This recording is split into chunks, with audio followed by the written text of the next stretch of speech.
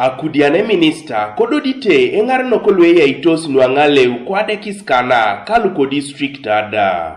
In that hospital, the information I have, if you come when you are pregnant and you are having labor pains, they will just say, no, Dakbe.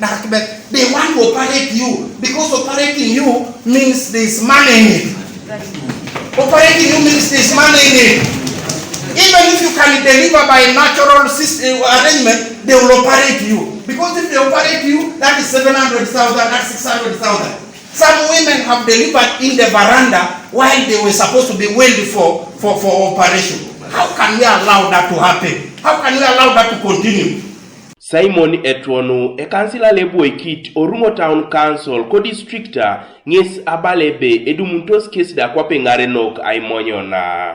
Iwa napu mina salo senento madekis dumunje balasane kat ikoto mame chamteje iki nikose service ara mamele mtosi kapun jido oda bobo nyichijo tungalwe lweje ngite pola twane ari no aneja situnga so iuta soka pengare no na anyun bonebe itodolu kino ana peta nuebe itositunga odo cho minister ngese kaulo abuki pejoki adex na muria kosodi airiamun kalo epolo ikita adekis Dr. Pantaleo Epachu Abuda kingita ngesi nu Imurok aijaja toy idonu kesi abu Dr. Pachu kobongoki ngon mame swama asi konye bodo areswa masida takana be swama asida ngono mamodo hajeni nara iduchu jeni bojo kokola ne bure ele mat bore mamji jeni tiundo je tiundo be mami bore ni kone so sepaka sali ni seri boro ngono mamji mame otoma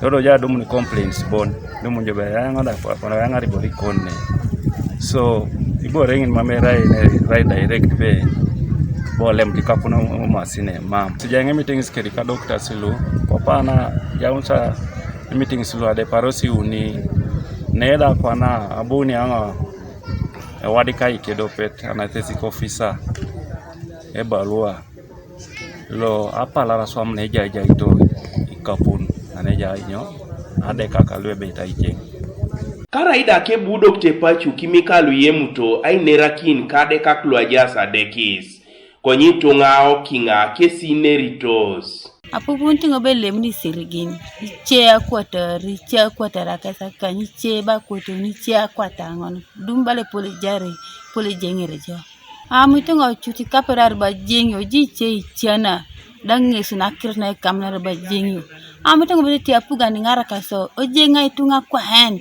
deja ibor lemri di bor na date arengo de do petelo boy ngata ko ka nyina narubu edo no gira ochacha saya ngado nyina opono jemna ikoku konyedo opon tatecha ngilukuni akwata unikira kasa kanyare anua bajingi ikoku Kanuka TV East Patrick Eteu kwa Muria.